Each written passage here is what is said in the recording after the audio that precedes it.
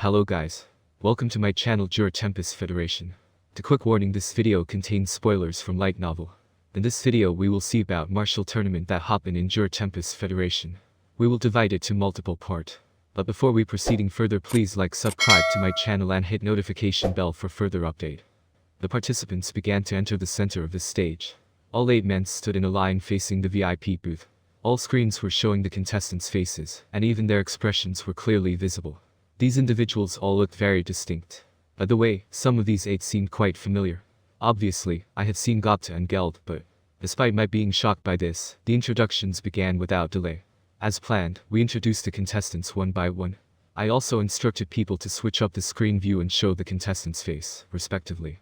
Saoi's subordinate, the Dragonute Sauka, was the announcer of the event. Starting with the 6 people who managed to emerge from the elimination rounds, the first was the chosen hero Masayuki. First of all, Sauka began, "Allow me to introduce the most popular man in the house. The dominator of the elimination round, he is the chosen hero, Masayuki." Boy, this girl sure was enjoying herself. Was it really okay for her to show up in front of the contestants so free-spiritedly? Wouldn't it cause problems for her covert agent work? I asked Saoi next to me. No problem. Sauka is good with the invisibility spell, and she will disguise herself during missions anyway. Moreover, we need someone on stage whose face has never been seen by the public before, he said. Since Saoi said it was fine, I had nothing to worry about. Sauka continued the broadcast effortlessly. No one has ever seen his excellent swordsmanship. That's because the instant he decides to unsheath his sword, the opponent will already be defeated. So how had he been able to win all this time? It made sense for unofficial tournaments, but hadn't Masayuki also participated in large-scale tournaments in the past? Even if he did take his opponents down in one swift slash, there was no way he could hide his moves in front of the entire audience. How did the match go yesterday? About that, we really have no way of knowing. According to Saoi, Masayuki didn't seem to have unsheathed his sword even once. It turned out that Masayuki's companions were also part of the competition yesterday. They beat around 50 contestants and purposefully lost to give their results to Masayuki. In the end, Masayuki didn't get to show his skills at all. The admiration he received alone showed that he was powerful, but I also suspected that he was just bluffing. Whatever. Whether he was truly capable or not, we would see about that in today's tournament. His immense power is known throughout the 7 seas. Masayuki, the young prodigy, the chosen hero. More and more people are falling for his handsome appearance. Rumor says that women will fall in love with him after mere eye contact. Masayuki, how most fortunate for us to be able to witness him on the final stage. As Sauka finished, people shouted out in awe, cheering loud enough to overwhelm any other sound. He sure was popular. Thinking of it, really? How could he be so popular? Did Sauka improvise the whole announcement? If she did, she had some unexpected, but not unwelcome talent. I figured that most of her speech was probably exaggeratory and intended to praise Masayuki extra hard. Also, what was that Masayuki thing all about? After listening carefully to her promotion, I supposed that something might be wrong with Sauka's head.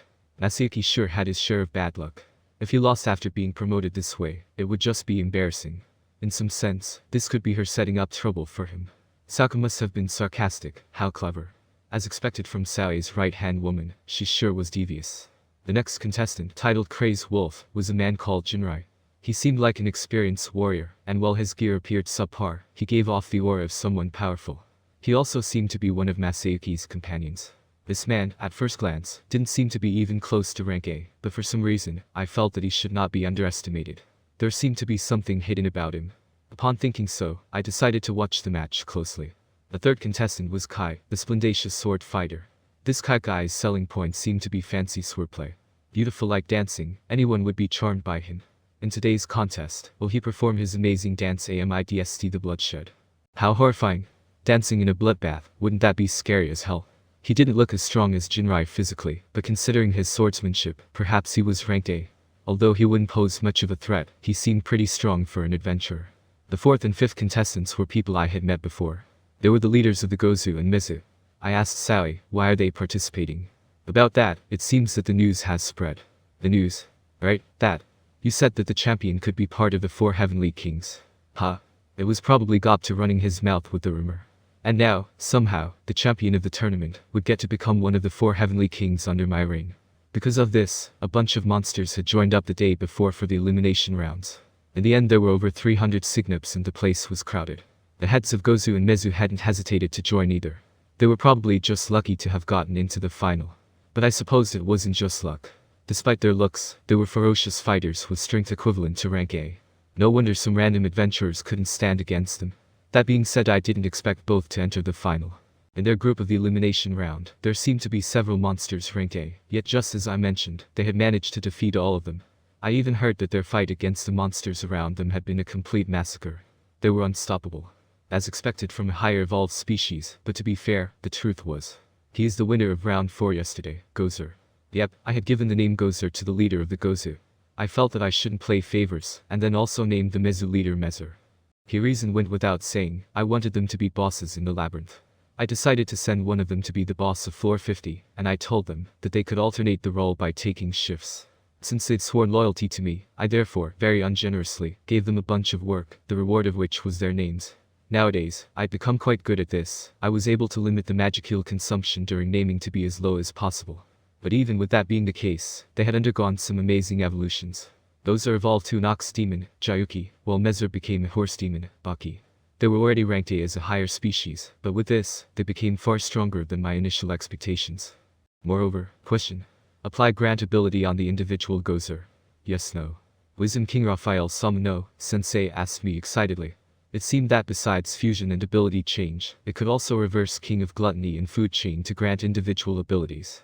However, the conditions were apparently very strict, as it took adaptability into account, among many other things. That being said, Raphael Sensei still wanted to do an experiment. Sure, I nodded and answered yes in my heart, and then. Report. Granting of extra skill ultra fast regeneration to individual Gozu, successful. Another fine job by Raphael Sensei with the experiment. The original extra skill automatic regeneration obtained by Gozu after his evolution had been changed by Raphael Sensei through ability modification. I was quite impressed. It also granted Mezu the extra skill magic interference. Now both of them had their own unique features. Gozu had evolved to become specialized in physical attack, while Mezu became specialized in magical attack. But there was more. They were even granted unique skills, specifically, the skill called Limiter. It was a skill that could create a space used to limit your opponents. In simple terms, it was like an inferior combination between infinite prison and space domination from my ultimate skill Covenant King Uriel. If people were to try to resist and suppress the skill, said special space would no longer be effective. Its ability to control wasn't particularly great, so it was not a very useful power. But if the two confronting parties had a certain difference in strength, they could forcefully drag the opponents into a new space, to gain an edge against them. But that really depended on how the users applied their skills. On the other hand, it also depended on their opponent's ability. It wouldn't work if they were on par with themselves, but they could try to trick their opponents, nonetheless. If they were to create a special space with rules such as restraining magic using, that would make an interesting idea of applying it. In that way, it could be used as a defensive barrier to lower the attack power of the enemies as well. Since they would be working inside the labyrinth, they could also negotiate with the adventurers by adding conditions such as giving additional treasure, etc. Now that they had even mastered skills like this, the two were becoming more and more like dungeon bosses. Yet I didn't expect both of them to participate, just to receive the superficial role of the 4 heavenly kings, of all reasons. I heard that the two even made a bet between themselves that the winner would be the heavenly king, while the loser would be the boss at level 50. While this rumor continued to give me a headache, the speech to hype up this match was as expected. The next opponent is the arch-rival of Gozu, Mezu. There has yet to be a conclusion to their 100-year duel. Will they finally be able to determine the strongest between the two in this match? A whirlwind of strength is stirring in the Colosseum. Saka sure was into it. She was really suited for the job.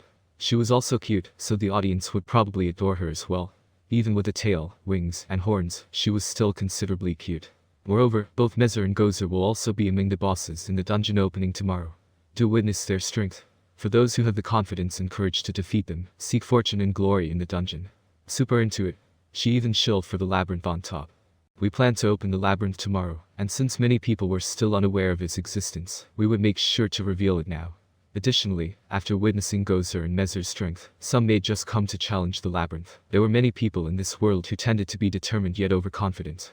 This included many, if not most, of the adventurers. I could only hope that they would actually use their brain and think for a moment before running inside, blinded by the prize they could receive for challenging the labyrinth.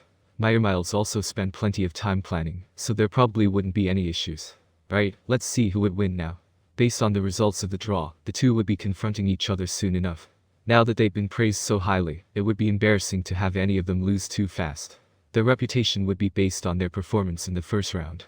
They might even get looked down upon if they underperformed. We would see when the time came. Perhaps being looked down upon may actually work in our favor. We would figure out a plan then. There was no need to rig the game for that. We could just wait for the results. With that being said, Mezu was the 5th one.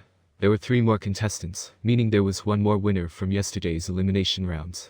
That's it for today guys, see you in next one. For more updates please like, share and subscribe.